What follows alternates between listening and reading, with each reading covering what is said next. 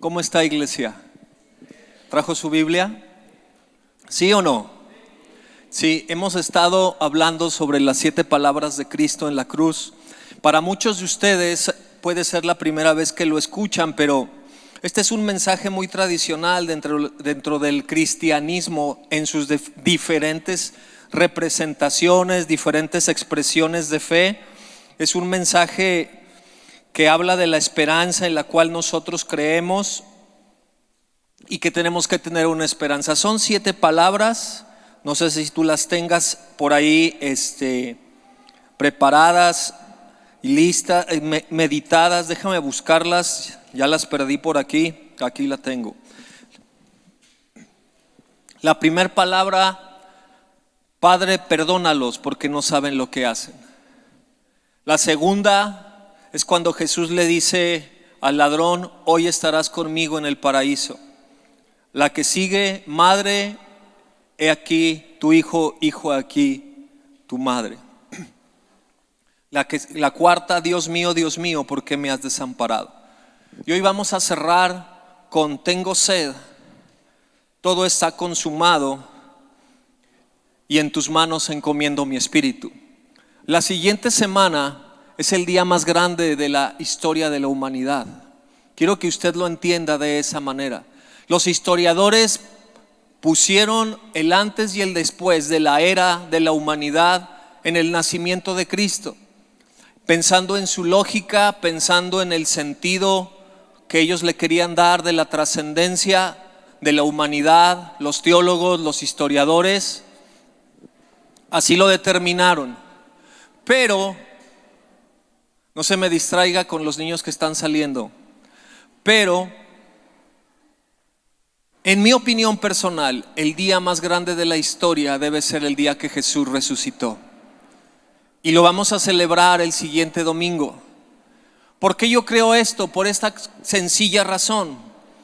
Porque Dios, en su soberanía, en su sabiduría, no dejó establecido con datos muy precisos el día y el año de su nacimiento.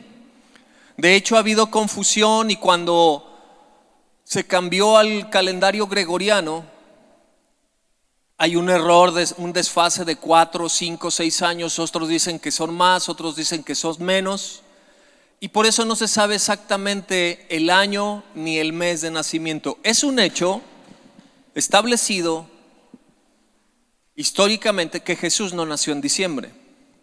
Usted lo tiene que saber, lo tiene que entender. Jesús no nació en diciembre. Que para acomodarlo con diferentes fiestas paganas y una fiesta judía, el Hanukkah y los Saturnales, lo acomodaron en diciembre para coincidir, para traslapar y para que todos pudieran celebrar. Era una forma de que los imperios que conquistaban, como no podían arrancarle de raíz a los pueblos conquistados sus costumbres, les imponían sus propias costumbres, y para ir permeando y a las siguientes generaciones les quedara claro, pusieron el nacimiento de Cristo Jesús el 25, 24, Nochebuena, y al día siguiente Navidad. Pero el día que sí está establecido y el día que sí está declarado con día, hora, lugar, semana, es el día de su muerte y su resurrección. De todos los domingos del año, los que nos decimos seguir a Cristo Jesús, deberíamos celebrar esta fecha, deberíamos tener entendimiento, deberíamos de no faltar a la iglesia. Son días muy importantes porque hablan de nuestra esperanza. Hoy la tradición le ha llamado Domingo de Ramos, el día en que Jesús entró a Jerusalén cumpliendo una palabra profética, montado sobre un pollino, un burrito, y la gente le daba palmas, le ponían palmas, tendían los mantos y declaraban otra palabra profética: Hosana al hijo de David, cumpliendo la última semana de Jesús. Por eso el siguiente domingo usted no puede faltar. Viernes, sábado, domingo son días de que usted y yo debemos alegrarnos, debemos tener entendimiento. Pablo en una de sus epístolas está orando y diciendo: te ruego por la iglesia para que tengan conocimiento y entendimiento, inteligencia espiritual. Mire, nosotros tenemos inteligencia porque sabemos leer, sabemos escribir, sabremos otro idioma, sabremos cálculos, sabemos cocinar, sabemos hacer las tablas de multiplicar. ¿Sí se sabe las tablas de multiplicar? ¿Sí o no? ¿O ya se le olvidaron? Yo soy tan burro que solo llego al millón y por eso estoy en la primaria. Siempre estoy dando clases y empiezo en el 0 y termino en los millones, ¿verdad? Tenemos que entender lo que vamos a celebrar. Es el día más grande en la historia de la humanidad, la muerte y resurrección de nuestro Señor Jesús. Quedó establecido y siguiendo la cronología bíblica, Él cumplió toda la fiesta de la Pascua que está en Levítico 23 y después en Éxodo, la primera vez que se celebró la Pascua de la salida de Egipto, día, hora y lugar. Es el punto de inicio. De hecho, la Biblia declara y Dios les dice: este os será el principio de los años. El primer mes religioso se comienza a partir de la salida de Egipto. Egipto representa el mundo, Faraón representa a Satanás. Y se celebra la Pascua entre marzo y abril porque es un calendario, no es su calendario judío, no es solar. Su calendario es lunar de 13 meses más exacto. No tiene desfase, no tienen que agregarle días en el año bisiesto, ni ponerle 31, ni quitarle, ni 29. Es un calendario muy más preciso que el de nosotros. Y ahí dice: y será el comienzo de inicio. Es el comienzo de inicio y Pascua significa la salvación, el paso. Y la salvación y la Pascua para nuestra vida, para la vida del cristiano, es el inicio. Usted y yo comenzamos nuestro caminar cristiano con la Pascua. Comenzamos nuestro caminar saliendo de Egipto, del mundo, del sistema, siendo libertados de ese faraón que es Satanás. Y tenemos que llegar y recorrer las 7 fiestas. Son 7 fiestas que se celebran. Si usted pensaba que los mexicanos eran fiesteros, pues sí, pero el pueblo de Israel y Dios es más fiestero que nada. 7 fiestas al año, algunas duraban 8, 10, 15 días, ¿verdad? Y tenemos que llegar a la fiesta de los tabernáculos, la 7ª fiesta, a la final trompeta, fiesta de los tabernáculos. Espiritualmente quiere decir cuando llegaremos al reino de Dios en la eternidad, en la segunda venida de Cristo y las bodas. Y estoy poniendo esta plataforma porque quiero darle énfasis y entendimiento al siguiente domingo de resurrección. Por años y años de mi vida y la vida de mi esposa, de mis hijos, desde que servimos a Dios, hemos celebrado de una u otra manera campamentos, reuniones. Hemos desgastado nuestra vida en estos días buscando que las personas puedan tener un encuentro con Dios. Vacaciones en estos días no las tomamos por más de 25 años porque entendemos el punto tan importante y hemos hecho de todo. Hemos hecho de todo. A Baruch me lo llevé a la sierra a los 3 meses de nacer. Estoy mal, lo entiendo, y más mal está mi esposa, discúlpenos por imprudentes. Nos llevamos de 3 meses en un bambinete por tener un campamento para que los jóvenes pudieran entender lo que representaba el sacrificio de Jesús. A Las Palomas, ahí a Guanajuato. Y ese día cayó una helada, pero de aquellas. Y ahí está el Baruch en el bambinete. mi esposa cuidándolo, amamantándolo y yo ayudando a coordinar junto con otros líderes y el pastor de la congregación. A Abigail apenas caminaba, y creo que ni caminaba, a la media luna, ahí con los jóvenes. A Judá, y tengo una foto trepado en un rapel muy sencillo, atravesando un charquito ahí que había de poquitos años. Quiero que le platico esto no para presumirle, sino para que usted entienda la importancia de ser cristiano y celebrar el domingo de resurrección. De que tenemos que darle énfasis a lo que Dios le da énfasis. Usted no puede faltar esos días. No es día de ir de vacaciones, discúlpeme, esta es una opinión muy personal, pero no es día de ir de vacaciones ni irse al balneario como cigarrito, porque lo único que le toca es así el agua de todos los sabores, con todos los pies y todo lo que está ahí, amén, aleluya. Que si se va al río de los Gómez, creo que hay más limpieza ahí, ¿verdad? Porque está todo sumergido el cuerpo y usted ya sabe, ¿verdad? ¿Sí o no? Como que del agua chocolatada. Entrando en materia, hoy vamos a hablar de esas 3 palabras últimas. Tengo sed. Vamos a leer Juan 19, el Evangelio de Juan, versículo 19, que es la primera palabra de estas 3 que vamos a tener. Quiero enseñarle, quiero mostrarle. Juan 19 dice, verso 28: después de esto, sabiendo Jesús que ya todo estaba consumado, dijo, para que la escritura se cumpliese, tengo sed. ¿Cuál escritura? La escritura del Salmo 69. Si pones en pantalla el Salmo 69, verso 20 y 21. Es una palabra profética de David que tiene cientos de años escrita, cientos de años escrita.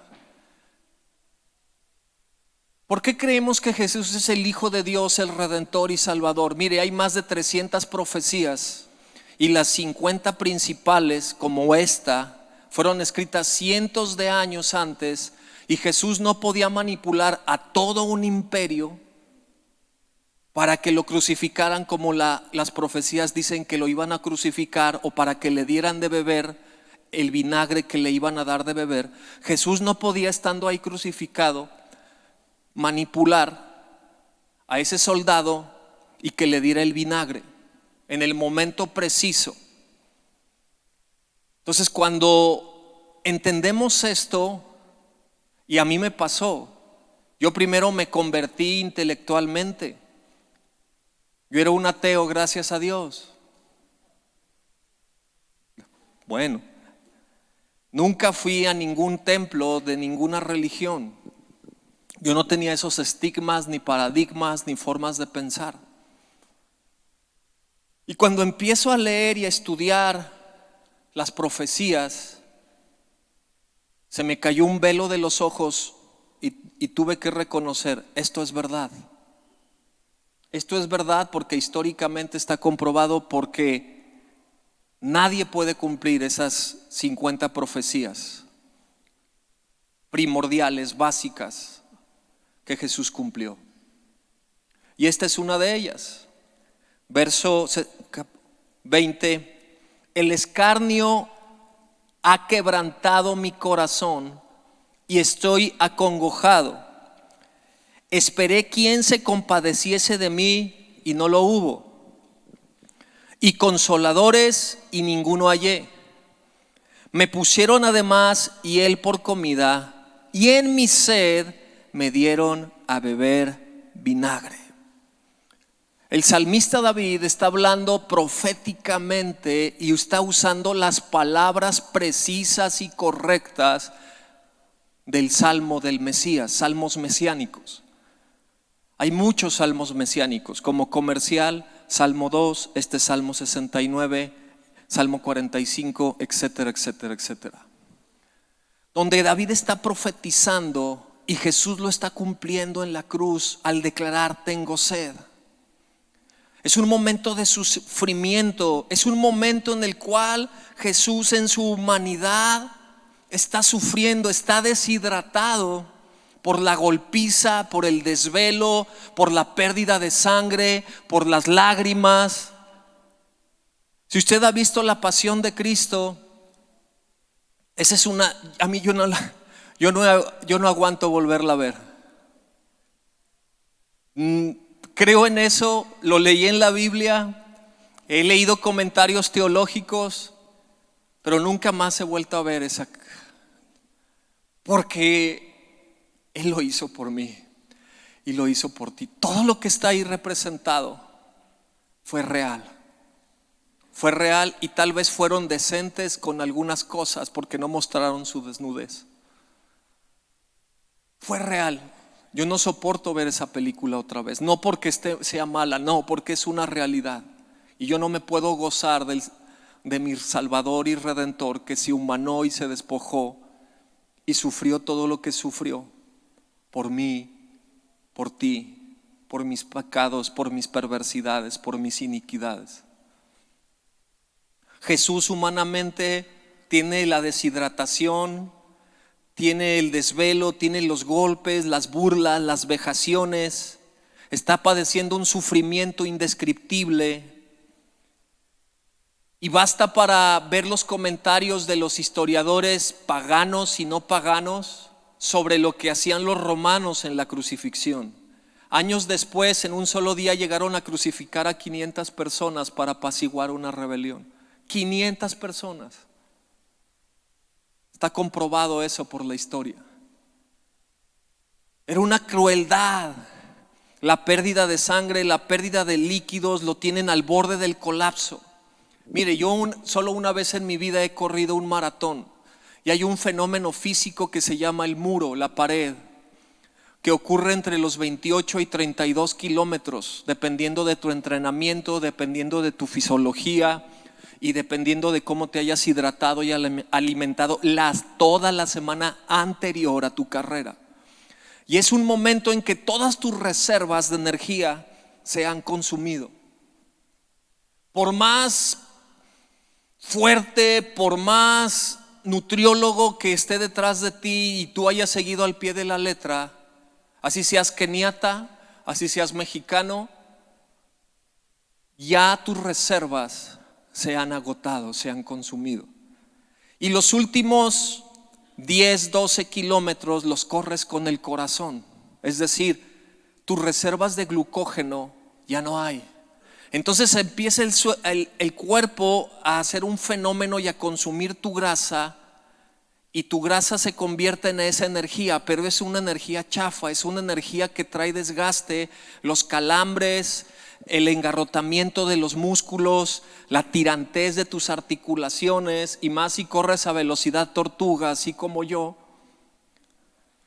No puedes seguir, no puedes seguir. Cuando corrí ese maratón, ese fenómeno me ocurrió en el kilómetro 29 aproximadamente. ¿Conoces la ciudad de León? Bueno, si conoces la ciudad de León, aquí a 3 cuadras cruzando el López Mateos por la calle Apolo, está la cuesta que se llama, ¿cómo se llama esa cuesta del santuario? ¿Sí la has visto? Pues ahí me dio ese fenómeno. Pero bien, yo venía por Insurgentes, por Plaza Las Palmas, enfrente, y ya empieza, son 50 centímetros, pero tú vas en coche, amigo, y vas subiendo, y vas subiendo, y vas subiendo, y vas subiendo. Y cuando ya llegaba aquí, me sentía como circunvalación desvencijado en segunda, no echaba humos porque no tengo escape, aventando todo el humo negro. Y empecé a sentir el desgaste y que ya no había energía en mi cuerpo, y que ya no podía más, y que ya no iba a llegar. Y empezó la manifestación del primer piquetito de cuando te va a dar un calambre. No cuando te da el calambre de que vas al refrigerador porque es lo único que haces, amigo. O cuando te quedaste mucho tiempo sentado en la taza. de que ya tu cuerpo dijo hasta aquí. Y Jesús está declarando, lo que yo viví no se compara ni por un 1% lo que Jesús vivió. Su cuerpo ya no da más. Y Él dice, tengo sed. Está sufriendo. Pero también, más que una sed física, acompáñame a Mateo capítulo 27. Más que una sed física, es un momento tan cruento, es un momento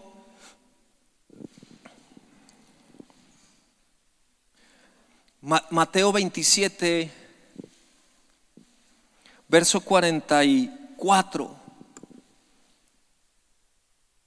Lo mismo le injuriaban también los ladrones que estaban crucificados con él. Fíjate bien esto, verso 45. Y desde la hora sexta hubo tinieblas sobre toda la tierra hasta la hora novena.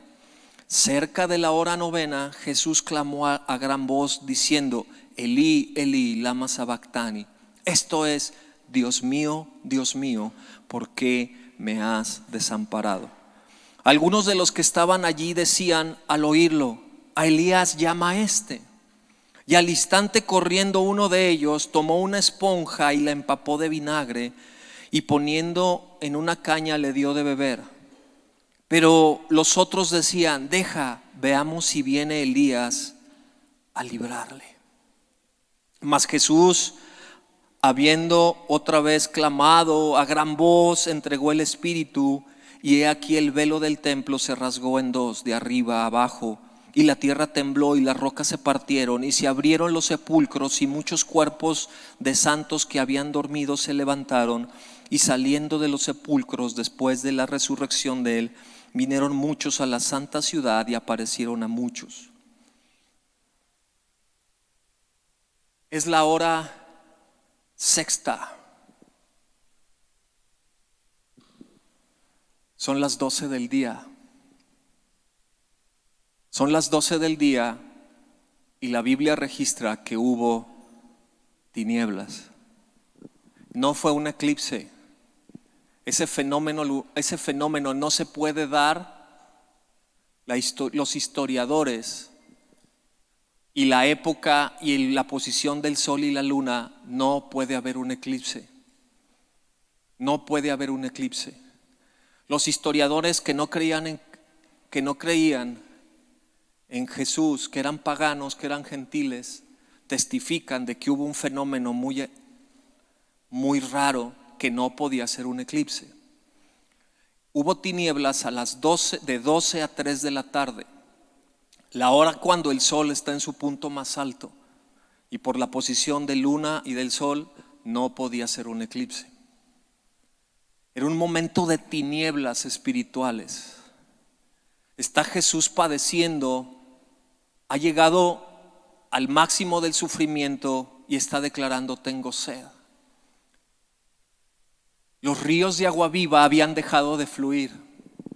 El agua que le había dicho a la mujer samaritana, si tú bebieres del agua que yo te daré, no tendrás sed jamás. Y Jesús ha sido abandonado por el Padre, y más que una sed física, que por supuesto la tenía, también es una sed espiritual, porque la comunión se ha roto.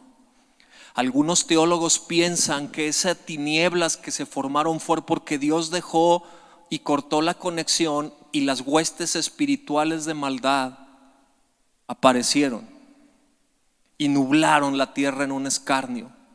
Son interpretaciones teológicas, no está en la Biblia, son interpretaciones, pero hubo una desconexión profunda, y aquel Cordero, aquel hombre santo y justo, tuvo sed. ¿Recuerdas las bienaventuranzas? Bienaventurado el que tiene hambre y sed de justicia.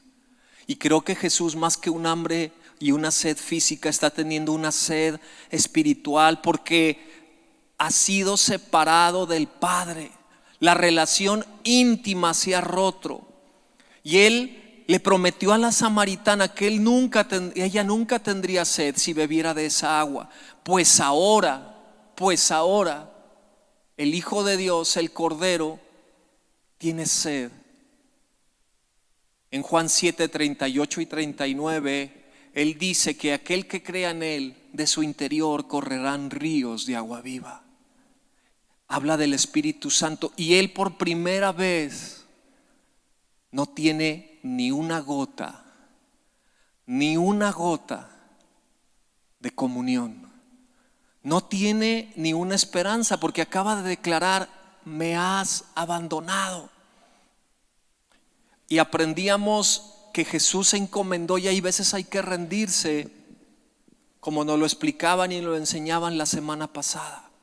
Pero para darle un entendimiento, veamos lo que David dice, el rey David, en el Salmo 63, para poder tener entendimiento. Mira, si tú eres padre o tú eres hijo, todos somos hijos, ¿verdad? ¿Qué sientes cuando tu papá simplemente cortó la conexión, o tu mamá? ¿Qué sientes de eso? ¿Qué sientes cuando te portaste mal o te disciplinaron o hay rebeldía o hay algo que rompe una relación? En este caso, Jesús se siente abandonado, se siente en total soledad, está sufriendo, está muriendo, pero a la vez esa comunión íntima se ha roto. Dice el Salmo 63, hablando David de la traición de su hijo, de la traición de Absalón: Dios mío, eres tú, de madrugada te buscaré, mi alma tiene sed de ti, mi carne te anhela, en tierra seca y árida donde no hay aguas, para ver tu poder y tu gloria, así como te he mirado en el santuario, porque mejor es tu misericordia que la vida. Mis labios te alabarán, así te bendeciré en mi vida, en tu nombre alzaré mis manos. David está huyendo como un fugitivo de su hijo que lo ha traicionado y que le ha dado golpe de estado. Y nuestro Señor Jesucristo, Cristo Jesús, está ahí en la cruz clavado, entregando su vida, y tiene esa sed profunda de la comunión, tiene esa sed profunda que nada podía llenar su necesidad. Hay profundas tinieblas, hay soledad. El suplicio, más que físico, también es espiritual y es emocional, porque él ya no tiene comunión con el Padre. No hay luz, solo hay tinieblas espirituales, físicas, emocionales. No hay manera de salir adelante de esto, y Jesús lo sabe. Jesús sabe que está pasando esto. Tenemos que imaginarnos un poco. Son las 3 de la tarde, el calor está insoportable. Son las 3 de la tarde, la luz debe estar a todo lo que da, y no hay luz. No hay luz. La relación con Abba, con su papito, con su amado, la relación con alguien tan íntimo y personal ha sido rota. ¿Y qué es lo que pasa cuando nosotros estamos en las tinieblas del pecado? ¿Qué es lo que pasa cuando nosotros tenemos la ruina personal, el fracaso matrimonial, el fracaso familiar, la salud, la enfermedad? Cuando nos sentimos abandonados, ¿de qué tenemos sed? ¿De qué tenemos sed? Jesús, yo creo que tenía hambre y sed de justicia. Jesús tenía hambre y sed de la comunión con el Padre. Pero nosotros, cuando estamos totalmente ofuscados en la lujuria del pecado, pon el pecado favorito que tú tengas, pon tu talón de Aquiles. Cada uno tiene un lugar y una situación adversa en tu carnalidad, en mi carnalidad, que flaqueamos, que nos debilitamos. ¿Y con qué saciamos esa hambre y esa sed espiritual? ¿Con más pecado? Nos embrutecemos con trabajo, nos embrutecemos con relaciones promiscuas, con cualquier tipo de droga, con la soledad, con el abandono, con la depresión, con el coraje, la ira y la venganza. Y Jesús lo único que quiere es la comunión con el Padre. Y eso es lo que tenemos que clamar. Cuando estás con sed, tenemos que enfocar nuestra vida a hacer lo que Jesús hizo: buscar la comunión con nuestro Señor, clamar a Dios, como decía David, en tierra seca y árida, para ver tu poder y tu gloria, así como te he mirado en el santuario. David está añorando la comunión, el tiempo de adoración, el tiempo de comunión que él podía tener. Y eso es lo que tenemos que tener. Mira, el Salmo 42 declara: como el ciervo brama por las corrientes de las aguas, así clama por ti, oh Dios, el alma mía. Mi alma tiene sed de Dios, del Dios vivo. ¿Cuándo vendré y me presentaré delante de mi Dios? Fueron mis lágrimas mi pan de día y de noche, mientras me dicen todos los días: ¿dónde está tu Dios? Es un salmo que está buscando el salmista dejar en claro y asentado la necesidad profunda de la presencia de Dios. Pero ¿qué hacemos la mayoría de nosotros cuando nos metemos al desierto, o Dios nos mete al desierto? Queremos saciar nuestras necesidades, queremos saciar nuestros vacíos de todo menos de la presencia de Dios. Y tendríamos que voltear nuestra forma de actuar y meternos de rodillas a la presencia de Dios. Cuando yo he tenido fracasos y tinieblas espirituales, por 3 meses clamé en mi soledad de mi cuarto. Clamé ahí a solas. Ponía a mis hijos a ver una película y yo me iba a orar. Mi esposa estaba trabajando y está Dios de testigo, que yo doblaba mis rodillas, me tendía en el piso, me tendía en la alfombra y lloraba por mi miseria, por mi pecado, mi fracaso espiritual. Y así tenemos que aprender a clamar. Bramar significa una búsqueda desesperada, es un clamor violento de tu alma, de tu necesidad. Así tenemos que clamar. Tenemos que clamar para no tener esa sed y que Dios sacie nuestra sed. Cuando estés en la ruina y el fracaso, y que tú puedas decir como Jesús dijo: tengo sed. Tengo sed. Es la enseñanza que debemos aprender. Reorientar nuestra vida a clamar a Dios. A pesar de tu sufrimiento, a pesar de tu dolor, a pesar de la confusión, a pesar de las tinieblas que puedas tener. Es decir, tinieblas es que no sabes qué es lo bueno, qué es lo correcto. Clama a Dios, dobla tus rodillas, dobla tu corazón en lo secreto, en el lugar íntimo, y Dios te dará respuesta. La siguiente palabra tiene que ver con una declaración de victoria. Es una declaración de victoria. Dice Juan 19:30. Si puedes regresar conmigo a Juan 19,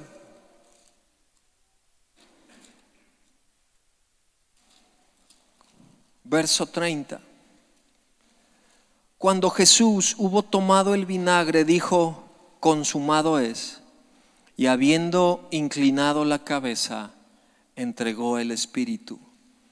Consumado es una declaración de victoria, terminado, pagado, lo logré, llegué a la meta. El príncipe de los predicadores, Spurgeon, lo explica de la siguiente manera: consumado es una traducción del griego para 3 palabras que quiere decir, es un océano de significado en una gota de lenguaje. Consumado es una pequeña frase de pocas palabras en un océano. Unas pocas palabras que representan un océano de significado. Jesús se convirtió en el último sacrificio por nuestros pecados, porque ya no es necesario ningún otro rito, ninguna otra ceremonia religiosa. Ya no es necesario delante de Dios Y todo Hebreos 9 y Hebreos 10 lo explica. La palabra consumado viene del griego que significa tetelestai, que quiere decir pagado en su totalidad. En términos de contaduría significa el pago de una cuenta.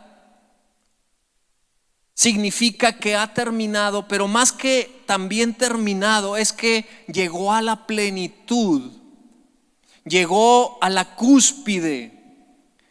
¿Por qué no significa solo que ha terminado esa deuda, sino que ahora empieza la gracia? Cuando Jesús dice hasta aquí consumado es, está terminando una era de la historia de la humanidad que se llamó la ley. Y a partir de ahí comienza la gracia. Estas palabras están dando el punto de partida, el parteaguas, el punto de inflexión para la humanidad, de que ahora tenemos entrada, de que ahora, como dice, ven a Mateo 27, verso 51. Y Jesús 50, más Jesús, habiendo otra vez clamado a gran voz, entregó el Espíritu. Fíjate bien lo que pasó. Y he aquí el velo del templo se rasgó en dos, de arriba y abajo, y la tierra tembló y las rocas se partieron y se abrieron los sepulcros, y muchos cuerpos de santos que habían dormido se levantaron. Y saliendo de los sepulcros después de la resurrección de él, vinieron a la santa ciudad y aparecieron a muchos. Ellos tenían las tumbas de los profetas de Isaías, Jeremías, etcétera, etcétera, etcétera. Y los iban a reconocer. Y se les aparecieron, no los fantasmas, sino la primer resurrección, una primicia de la resurrección. Y empezaron a profetizar que Jesús era el Mesías, que Jesús era el Hijo de Dios. Hay tinieblas, muere Jesús, el velo, que no era una cortinita de tu casa de Vianey o de Primavera o de las sábanas más viejas que tienes, o una de periódico que pones ahí.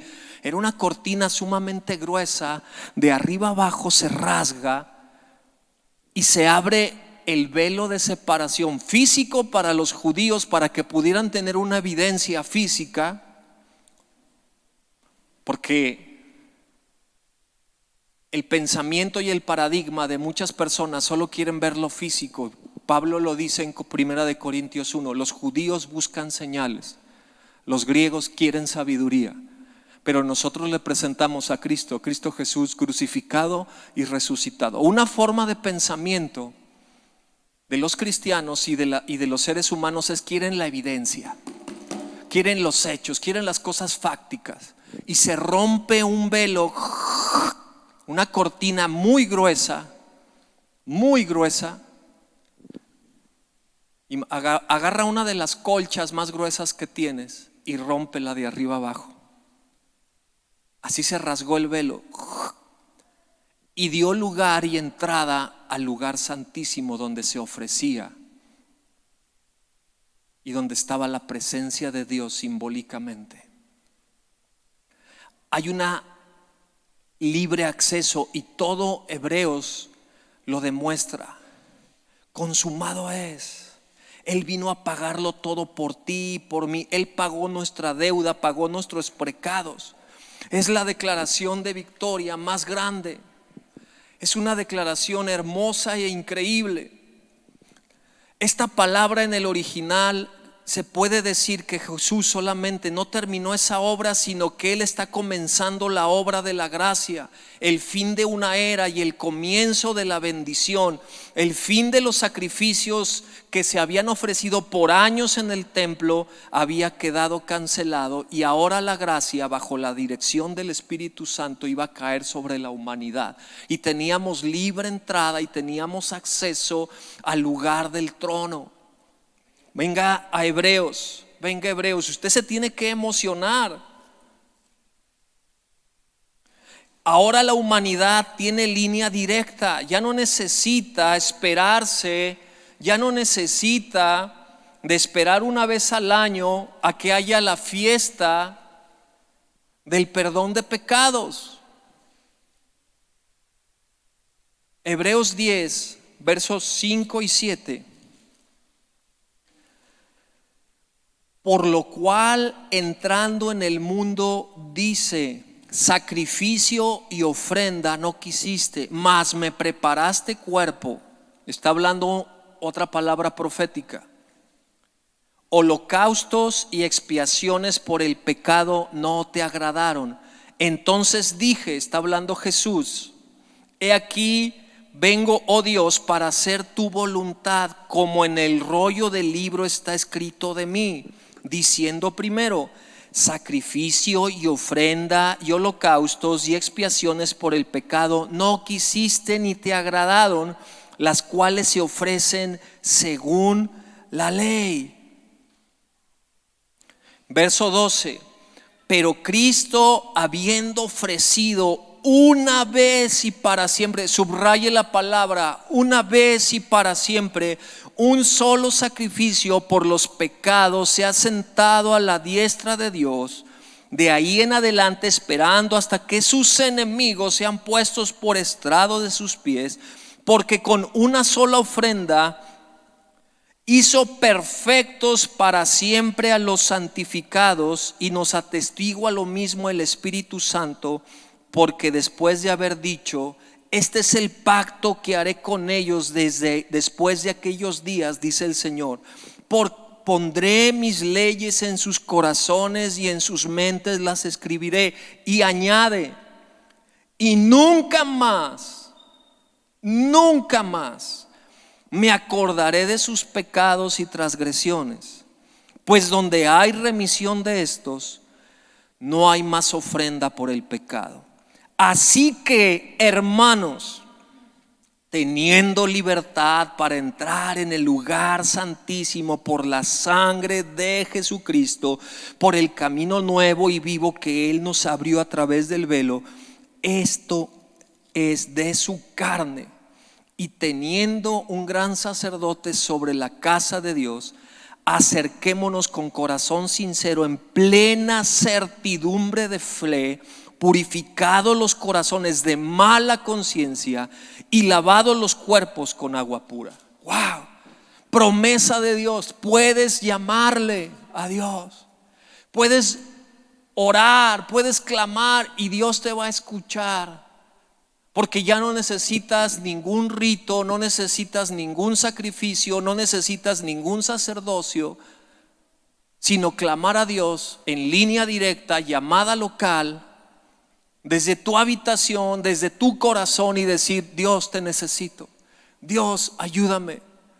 Abogado tenemos. Cristo pagó el precio. Podemos entrar a la misma presencia de Dios.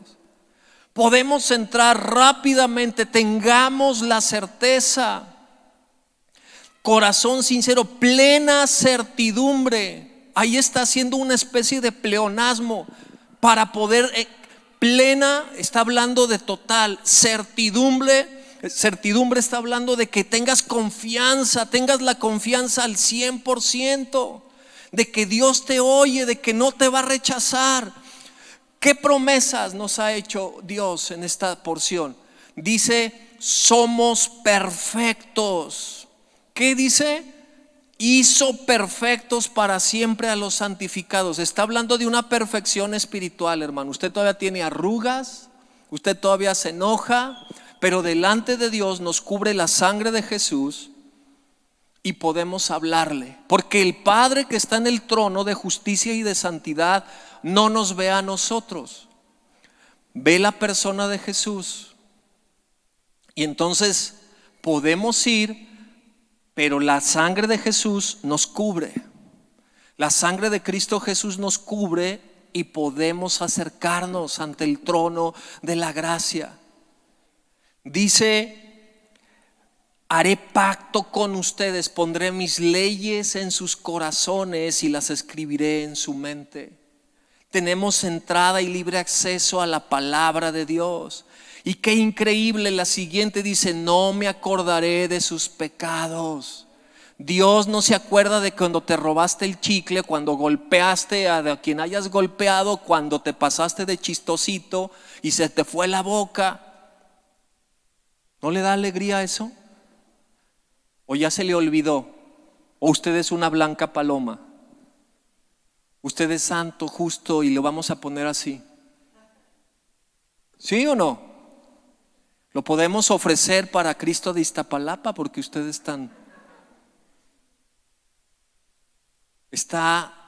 su alma es tan blanca y prístina que wow, ¿verdad? No. Y Dios nos da la oportunidad de en ese pacto darnos su palabra, de no acordarse de nuestros pecados. Y lo más hermoso y lo más increíble, entrada con Abba, plática con papito, directo. Y usted puede llorar y puede gritar y puede reclamar y puede enojarse delante de Dios y Dios le está escuchando. ¿No se emociona eso? ¿O está totalmente impávido así con esta revelación o está dormido? Emociónese, caray, avísele a su cara, a su mente. Me asusta, me hace sentir así que estoy diciendo barbaridades. Es impresionante que usted y yo podamos ir y derramar y decirle todo nuestro corazón delante de Dios, tus frustraciones. ¿Usted tiene frustraciones? ¿Usted tiene corajes a veces? ¿Usted odia al marido? No levante la mano. El profeta Jeremías fue delante de Dios totalmente enojado, así. ¡Oh! Digo, maldigo, y se empezó a orar delante de Dios y a decir: maldigo el día en que nací. Maldigo al hombre que le dijo: hijo te es nacido. Maldigo el día, y empezó a maldecir. Estaba orando delante de Dios. Y también se puede orar así, de una forma imprecatoria, de una forma, pero al final el profeta dice: te lo entrego todo y hágase tu voluntad. Y así podemos orar. ¿Y sabe por qué usted puede orar así? Porque Cristo pagó el precio. Y usted puede orar y decir: ay, caray, otra vez metí las 4. Otra vez me volví a equivocar. Otra vez se me fue la boca. Otra vez, porque la gracia de Dios está sobre nuestra vida. Por eso es tan hermoso el sacrificio de Jesús. Por eso tenemos que decir: gracias, Señor, porque consumado es. Porque ya no te acuerdas de mis maldades, de mis pecados. Porque ahora puedo vivir una vida plena. Porque ahora soy hijo. Porque ahora soy escogido. Porque ahora soy redimido. Porque ahora tengo propósito. Porque ahora tengo un destino. Porque ahora soy guiado. Porque ahora puedo entrar y recibir el consuelo. Porque ahora tú estás en mi vida. Gracias, Señor, porque consumado fue. Gracias, Señor, porque consumado fue. Diga con sus palabras ahí: necesito una evidencia de que usted está vivo.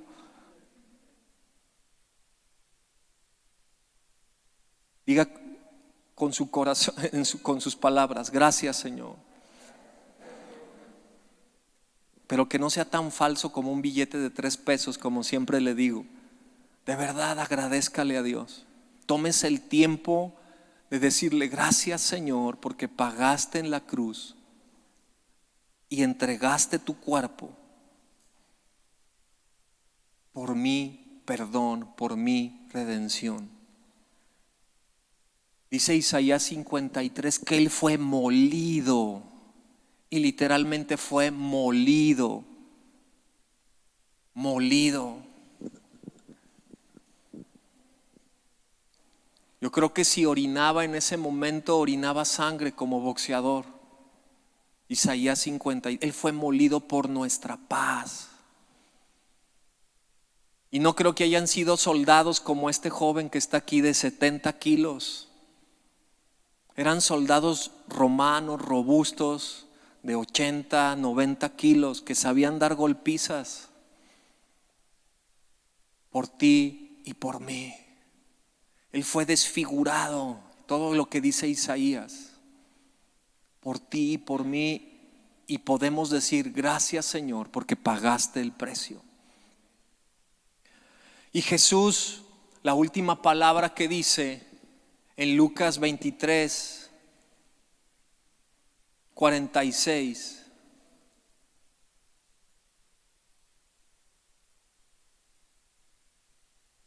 Verso 45. Y el sol se oscureció y el velo del templo se rasgó por la mitad.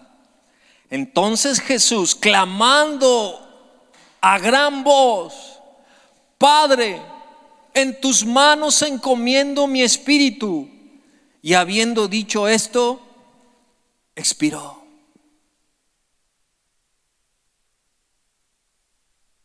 Mira, hasta el centurión que estaba ahí, vamos a leerlo. Cuando el centurión vio lo que había acontecido, dio gloria a Dios diciendo: verdaderamente este hombre era justo. Y toda la multitud de los que estaban presentes en este espectáculo, viendo lo que había acontecido, se volvían golpeándose el pecho. Se dieron cuenta, se les abrieron los ojos. Ahí cuando Jesús muere y dice: en tus manos encomiendo mi espíritu, se les abren los ojos.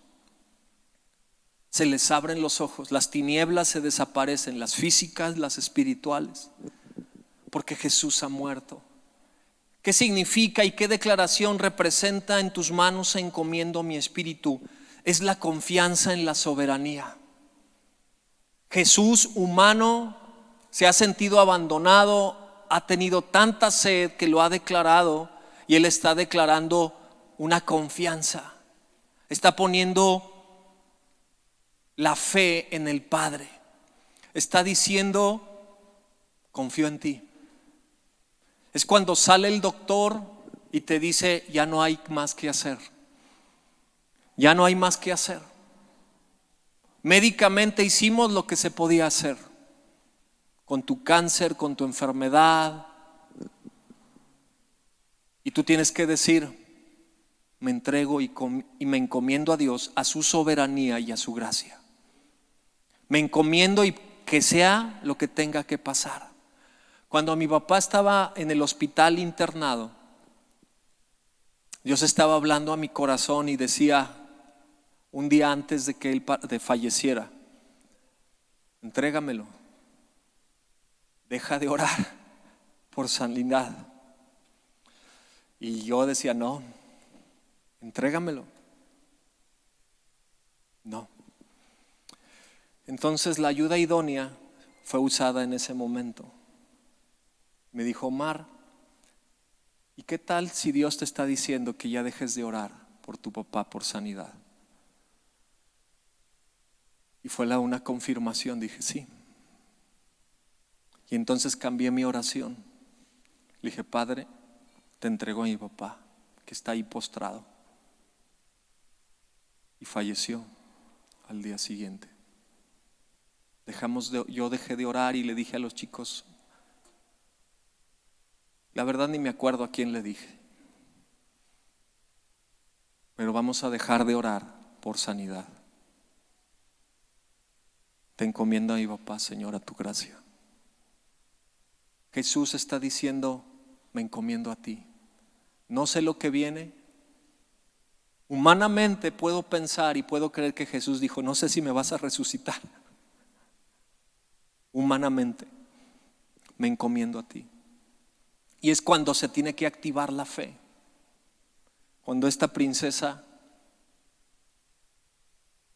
le detectan el cáncer, unos miomas horribles el año pasado, y le hablo a mi pastor que es médico y le describo, y me dice: ya, opérala, porque donde se enrede con su parte de su aparato reproductor, las trompas, y bueno, yo no sé de eso, no soy ginecólogo, se va a reventar y le van a tener que extirpar lo que se haya tenido que extirpar, y puede haber esterilidad. Y empezamos a orar. Casi iba en el coche y yo, ni un brinquito, ni un bache, no se vaya a romper aquello. Y nos pusimos a orar. Mi esposa se fue al lugar de oración que ella tiene y yo al mío. Y subí y le dije, ¿sabes qué, Ana? Tenemos que declarar la palabra. Los médicos están dando este diagnóstico, pero tenemos que confesar lo que la promesa de Dios para su vida, porque usted debe tener una promesa.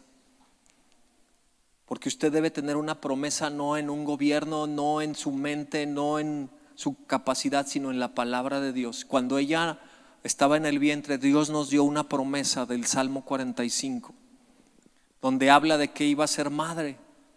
Y entonces comenzamos a clamar y a orar y a pedir, Dios, tú nos diste una palabra y tú no puedes echarte para atrás, porque el que habló la palabra fuiste tú.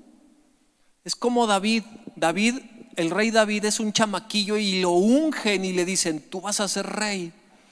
Entonces él va con las tortas de aguacate y de carnitas al campamento meses después o años después y ve a un pelado ahí que está blasfemando y gritoneando y burlándose,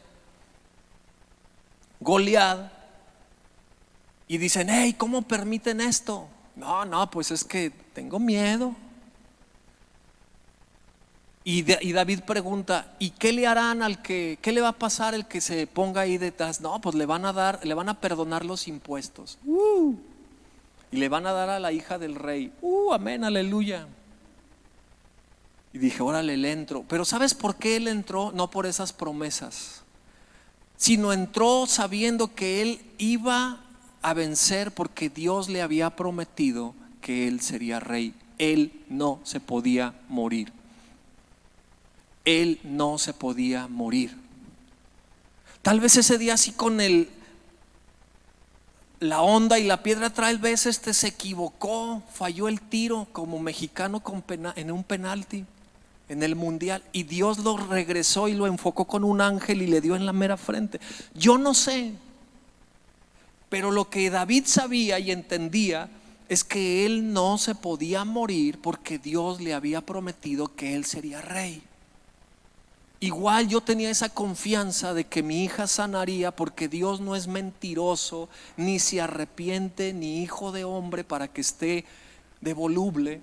Y clamamos con su promesa. Por eso usted debe tener una promesa de la palabra de Dios para su vida, para su matrimonio, para sus hijos. Usted tiene que aprender a clamar y decir, esta palabra que está escrita me pertenece a mí. Dios se la tiene que revelar en oración. Dios se la tiene que revelar cuando usted está estudiando. No espere a que llegue un profeta y le diga, no. Comunión íntima y personal. Y Jesús está encomendando a su Padre. Dice Hebreos 11 que verso 8, Abraham salió sin saber a dónde iba, pero tenía una promesa y confiaba plenamente en Dios. Hebreos 11:27 habla de, vamos a leerlo, Hebreos 11.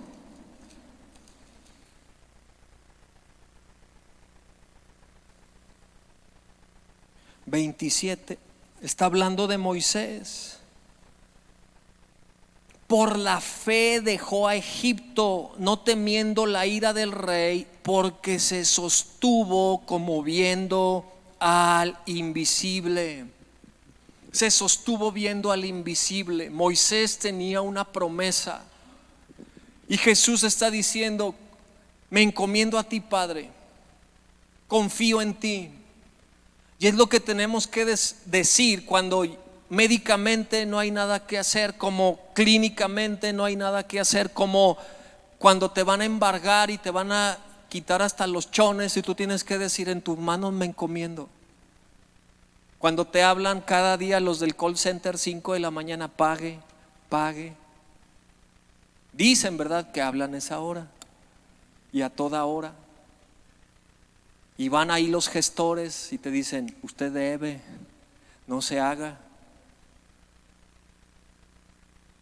Se sostuvo viendo al invisible. En el español quiere decir que cuando un pintor está trepado en la escalera y el chalán le dice: maestro, agárrese de la brocha porque voy a mover la escalera.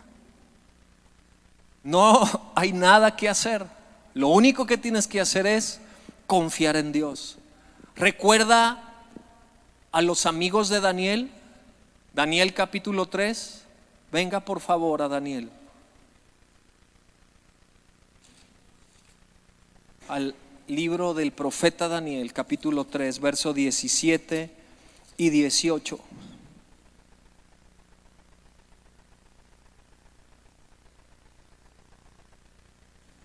Los está confrontando el rey porque no se doblan sus rodillas ante la idolatría y a la estatua.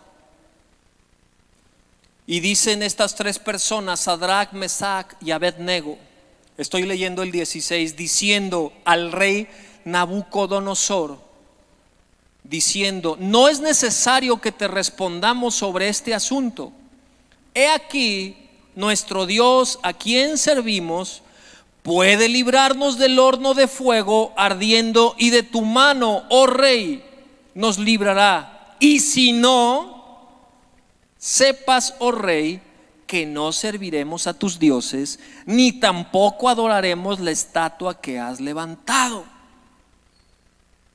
Cuando Jesús está diciendo: en tus manos me encomiendo de espíritu, es una declaración que dice: mira, si me salvas, brother, si Dios me salva, bueno, y si me tengo que morir, pues me muero.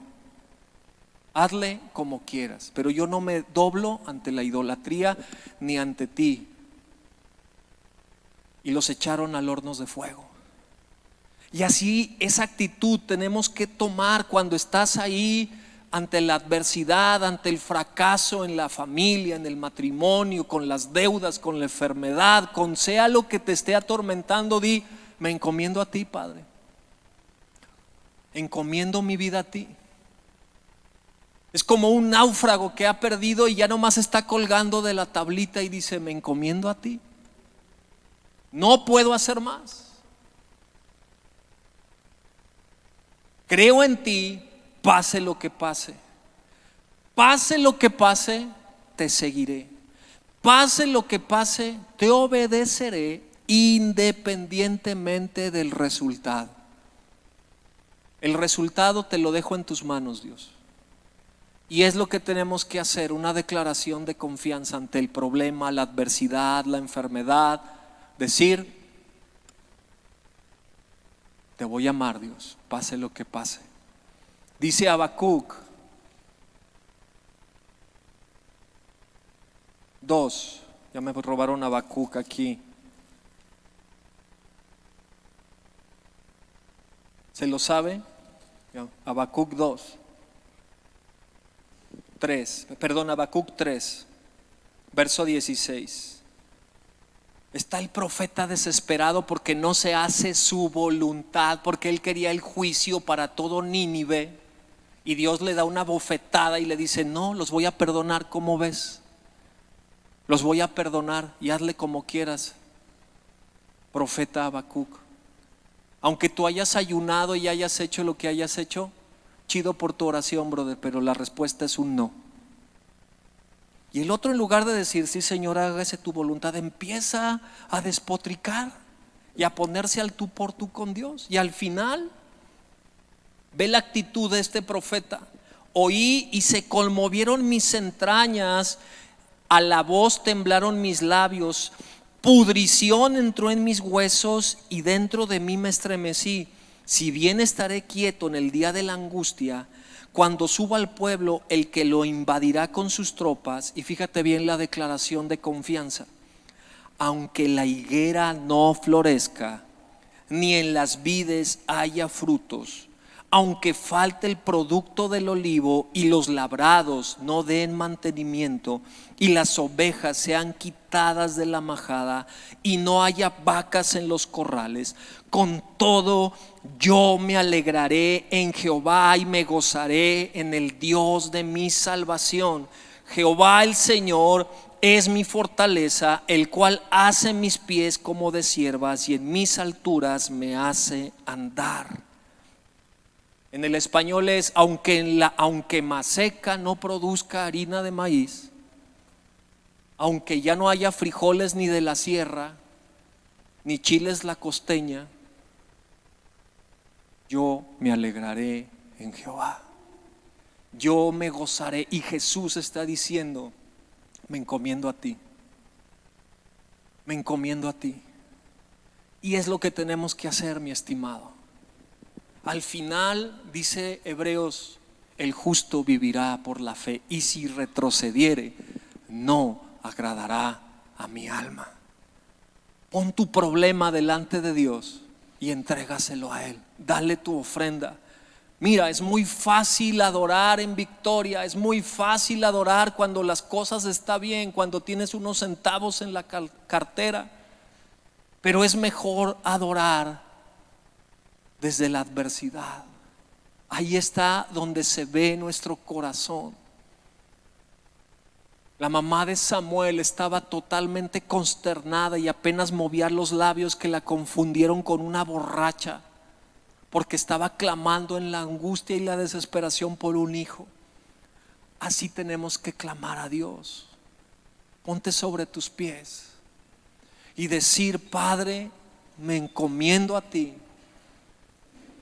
Y que podamos declarar la siguiente semana y celebrar la resurrección de nuestro Señor, declarando: consumado es, consumado es. No sé cuál sea la situación de tu corazón, pero que hoy podamos entender lo que representa consumado es. Pero también, si vienes con el alma destrozada, el ánimo totalmente abatido, consumido por la enfermedad, que puedas decir: en tus manos me encomiendo, Señor. Yo no puedo, el médico no puede, la ciencia no puede, pero tú sí puedes. Tú sí puedes obrar. Tú sí puedes obrar. Dice Romanos 8:28: todo nos ayuda a bien. A los que amamos a Dios, dice otra versión, todo coopera para bien. Entonces, si necesitas doblar tus rodillas y decir: Padre, en tus manos me encomiendo, dobla tus rodillas. No para mí, sino un acto de rendición delante de Dios, y digas: Padre, me rindo a ti. Te encomiendo mi matrimonio, te encomiendo esta enfermedad, te encomiendo este fracaso en el negocio, con un hijo, te lo encomiendo a ti. Y acércate sabiendo que fue consumado y que Dios te está escuchando. Recuerda Jeremías 29:11: los pensamientos de Dios son siempre de bien. Que a veces nos tiene que meter en cintura y pasar por quebrantamiento, sí. A veces tienes que perder a un ser querido, sí. A veces la respuesta es un no, sí. Y uno descansa y uno confía. Y como le dije a mi esposa ese día, Dios no es manchado. Y uno se queda tranquilo y la paz de Dios viene a tu corazón. Deja de cargar ese sufrimiento, deja de cargar tu hijo, tu esposa, tu deuda. Deja de cargarlo y ponlo en el altar. Y di: Señor, te lo entrego. Si esta palabra es para ti, extiende tus manos y di: Padre, te entrego esto. Te lo entrego, Señor. Y aunque no haya una respuesta positiva, con todo me gozaré en ti y me alegraré y confiaré en ti, Señor. Cierra tus ojos y habla. Es tu tiempo, iglesia. Es tu tiempo de ir delante del trono de la gracia y decir: aquí está, Señor. Aquí está. mi problema, mi necesidad, mi fracaso, la enfermedad, etcétera, etcétera, etcétera. Aquí está, Señor. Habla, iglesia.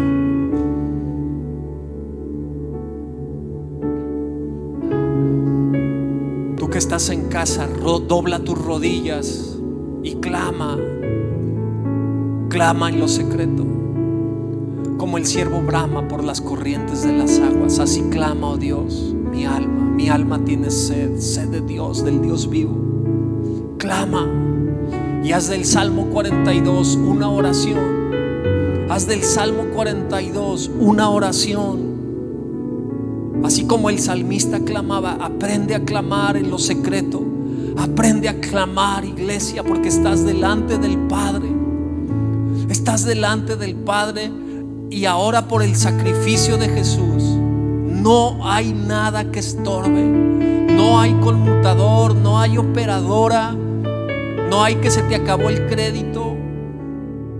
Puedes entrar.